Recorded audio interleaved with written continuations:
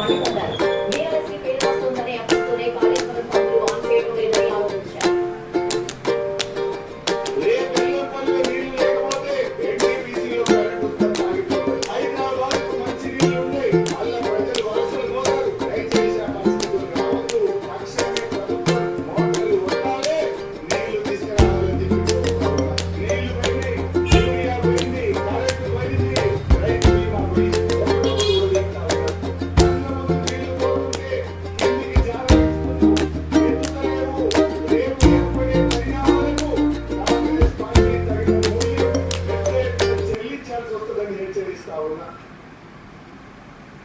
కాళేశ్వరం కుంగిపోయిందనే విషయం మరిచి నీటిని ఎత్తిపోయడం లేదని సర్కారుపై బీఆర్ఎస్ నేతలు దుష్ప్రచారం చేస్తున్నారని మంత్రి శ్రీధర్ బాబు మండిపడ్డారు.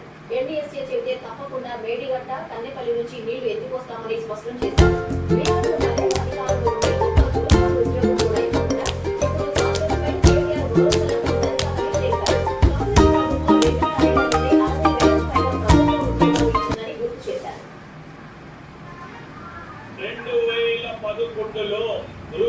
పరీక్షలు ఉమ్మడి ఆంధ్రప్రదేశ్ రాష్ట్రంలో నిర్వహించిన తర్వాత 10 సంవత్సరాలు మీరు ప్రభుత్వంలో ఉండి గ్రూప్ 1 పరీక్షలు ఎందుకు నిర్వహించాలని అడుగుతా ఉన్నాం. మేము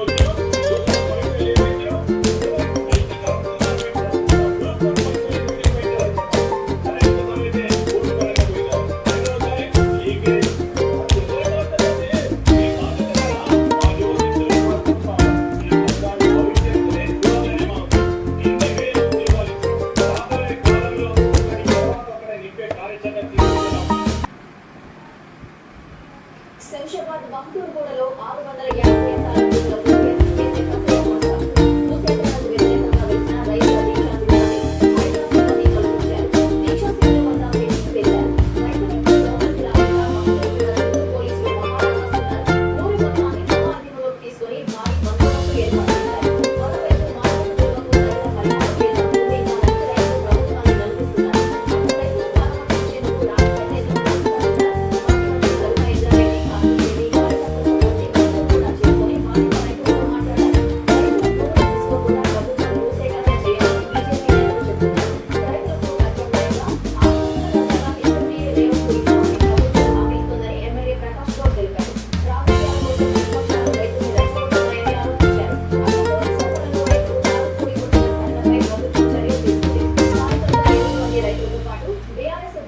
సంబంధించిన 36 మందిని అరెస్ట్ చేసినట్లు పోలీసులు వెల్లడించారు. హైదరాబాద్ రాజేంద్ర నగర్లోని జాతీయ పోలీస్ అకాడమీలో లైంగిక వేధింపుల ఫలితమనేది తనను వేధిస్తున్నారంటూ ఐపీఎస్ ట్రైనీ ఉదయ్ కృష్ణారెడ్డిపై తోటి ట్రైనీ వేధింపుల ఆరోపణలు చేశారు. అకాపూర్ పోలీసులు కేసు నమోదు చేసి దర్యాప్తు చేస్తున్నారు. ఫిర్యాదులో బాధితులు తనపై జరిగిన వేధింపులను వివరించారు. వాట్సాప్లో అసభ్య లైంగిక వేధింపుల సందేశాలు పంపినట్లు తెలిపారు. తోటి ట్రైనీల ముందు అవమానకర వ్యాఖ్యలు చేశారని పేర్కొన్నారు. స్నేహితులతో ఇతనికి సంబంధం ఉన్నట్లు మానసిక వేధింపులకు గురి చేశారని ఫిర్యాదులో వివరించారు. తన ఫోన్లలోని పాస్వర్డ్ చెప్పాలని బెదిరించాడని, గదిలో నిర్బంధించి చుట్టుపక్కల దాడి చేశాడని వాపోయారు. కడకు కత్తి పెట్టి బెదిరించినట్లు ఫిర్యాదులో ఆరోపించారు. తనను అసభ్యంగా తాకుతూ వీడియో తీశాడని, వీడియోను భర్తకు పంపి బ్లాక్మెయిల్ చేశాడని ట్రైనీ ఐపీఎస్ ఫిర్యాదులో పేర్కొన్నారు. తన పరువు తీసేలా తప్పుడు సమాచారం ప్రచారం చేశాడని ఆరోపించారు. ఈ ఘటనపై పలు సెక్షన్ల కింద కేసు నమోదు చేసిన అక్కాపూర్ పోలీసులు దర్యాప్తు చేస్తున్నారు.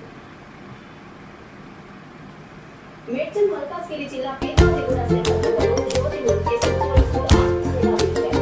ఏపీలోని విజయనగరం జిల్లా దేవపల్లికి చెందిన ఈశ్వరరావు అరుణ దంపతులకు మధ్య తేజస్విని బెంగళూరులో సాఫ్ట్వేర్ ఇంజనీర్గా పనిచేసేది. 2 నెలల క్రితం తల్లి అరుణతో కలిసి హైదరాబాద్ వచ్చి శంకర్ నగర్ కాలనీలో అద్దె ఇంట్లో ఉంటుంది.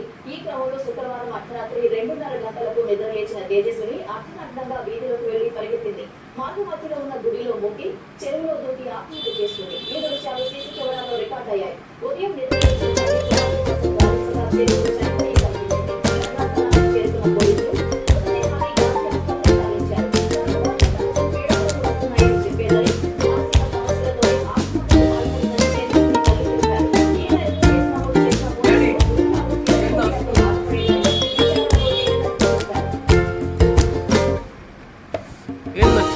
నకిలీ పత్రాలు సృష్టించి కోట్ల రూపాయల విలువైన భూమిని విక్రయించిన కేసులో ఆంధ్రప్రదేశ్ మాజీ సభాపతి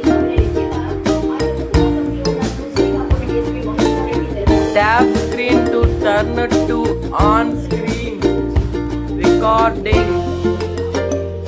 you can turn off screen.